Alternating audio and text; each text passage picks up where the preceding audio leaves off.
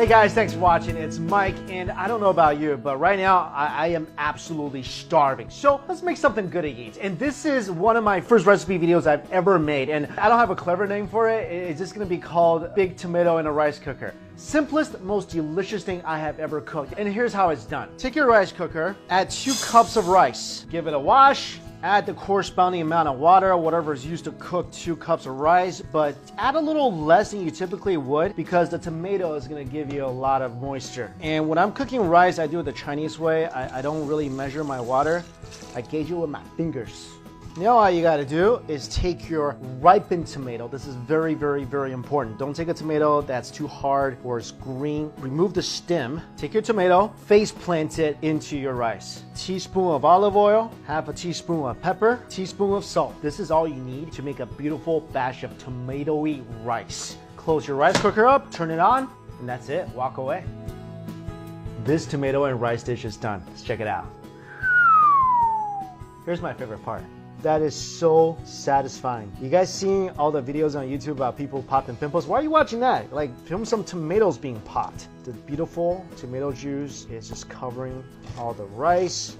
Scoop a little bit in my bowl.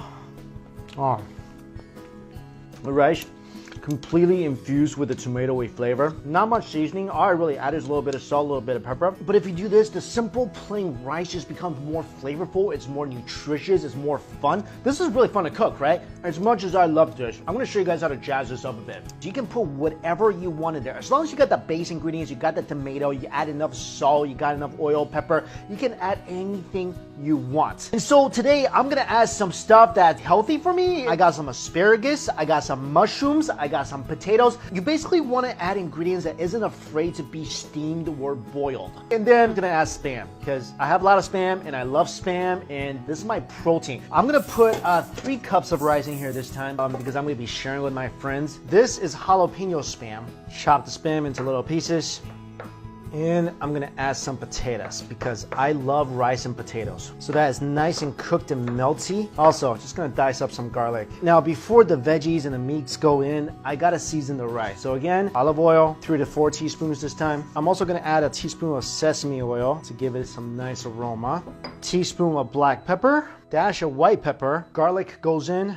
Now, I'm gonna add in my potatoes because I want my potato to be submerged in the water. Otherwise, it might not get cooked all the way. Potatoes goes on the bottom, then the mushrooms, the asparagus, and a massive mountain of spam. And before I put the spam in, I just want to add a teaspoon of oyster sauce, give that some extra flavor, and then a teaspoon of soy sauce, and finally, a teaspoon of salt. Spam goes in, and I'm putting the spam on top again because I want this to cook and have all that nice spammy fat melting over everything. Top it off with just a few pieces of basil. I really don't know how this is gonna go, but in about half an hour, we're gonna find out.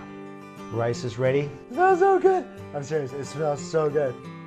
Ooh, it smells so meaty and basil-y. My favorite moment. Oh, look at all that juice coming out. Now, all that juice is gonna soak into the rice. And I wish I actually could have found a bigger tomato, but I love using vine tomatoes because I feel like they're the best for this dish. Okay, here we go. Get a spoonful with spam, mushrooms, potatoes, tomatoes. Oh, this is beyond good. This is way better than I thought it was gonna be. Asparagus still retain its crunch. Let me find a potato in here. Soft and melty. Spam. What can I say about spam except for I love you spam and I wish people would spam me more in terms of food. Here's a combo of that bite. I taste the fragrant flavors of the sesame oil. It's peppery. I didn't put that much seasoning in here because I knew the spam would bring a lot of sodium, and this is perfect. The rice is a bit sticky because you got that tomato juice flowing everywhere. Oh, I love the oyster mushrooms in here. Only one thing to make this better. You know what it is. Fresh batch of hot oil. That just with the spammy tomato rice ordered.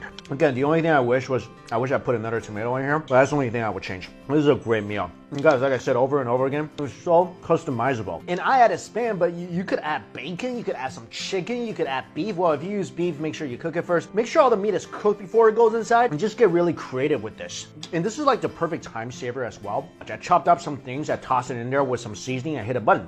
This is so ridiculously simple and so ridiculously delicious. You won't even believe it until you try it. So go home, try it, let me know how you like it. Also, I do want to mention a new shirt has come out. Extra spicy please in English and in Chinese. So next time you go to a Chinese restaurant, you want to get some extra spice, just you don't have to say it, just put it to your shirt. I'm always thinking about what's convenient for you guys right now. All right, I'm gonna get back to this, and you guys should go try this like tonight. Thanks so much for watching. Until we cook again, I'll see you later.